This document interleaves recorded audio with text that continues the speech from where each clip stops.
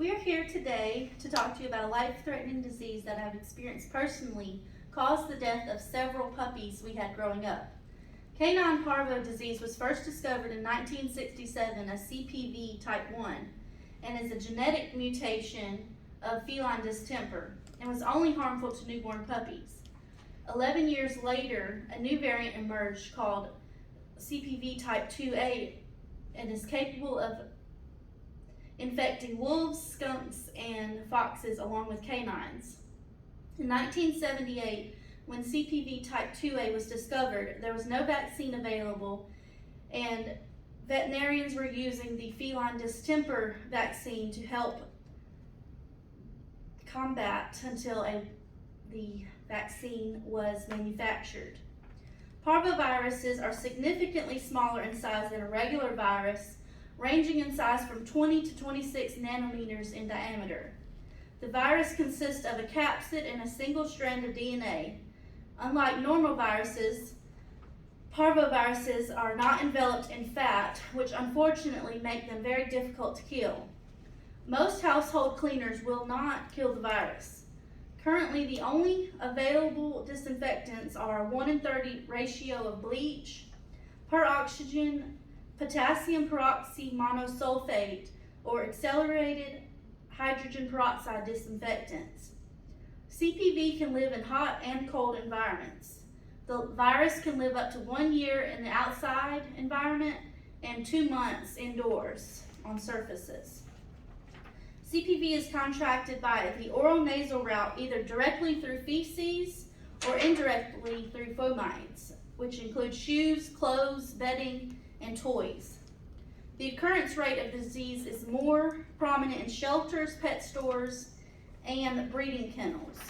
All dogs who are not vaccinated properly and brown and tan dogs, such as Rottweilers, Doberman Pinschers, and German Shepherds, are more susceptible to the virus.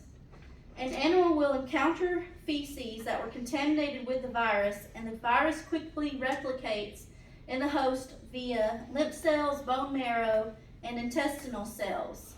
Severe infection is most common in puppies between 6 weeks and 4 months old. Symptoms of parvovirus usually develop within 5 to 7 days after exposure to CPV.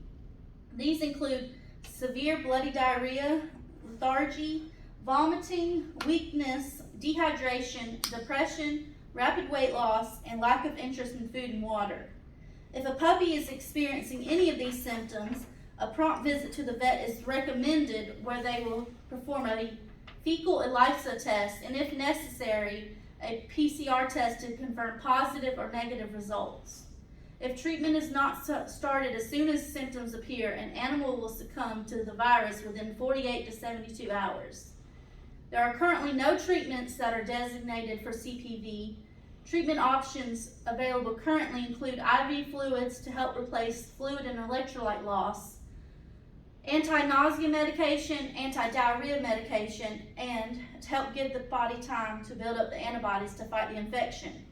They are currently doing research to insert fecal microbiota from a healthy canine into an ill canine in hopes of the canine healing faster, and have seen positive results thus far. With appropriate supportive care, 70 to 90% of puppies who contract the virus will make a full recovery and have no lasting side effects. No prevention is 100% guaranteed, but making sure to keep up to date on vaccination schedule and avoiding places that have a high occurrence rate until a puppy is fully vaccinated will go a long way in making sure puppies stay healthy. Parvo vaccine should be given at 6 to 8 weeks, then every 3 weeks until they turn 16 weeks, then a booster at 1 year of age, then every 3 years afterwards to make sure they keep the antibodies to combat the CPV. Since CPV type 1 was founded in 1967, there have been several genetic mutations. Since then, CPV type 2B is the most common currently, but the new variant that was discovered in 2000, CPV type 2C, is increasing in numbers, and CPV type 2C is the only one that can infect domestic cats. Fortunately, the current vaccine is effective against all the CPV variants. In conclusion, keeping your dog up to date on vaccinations and getting prompt medical intervention if needed will improve your canine's chances of living a long and healthy life.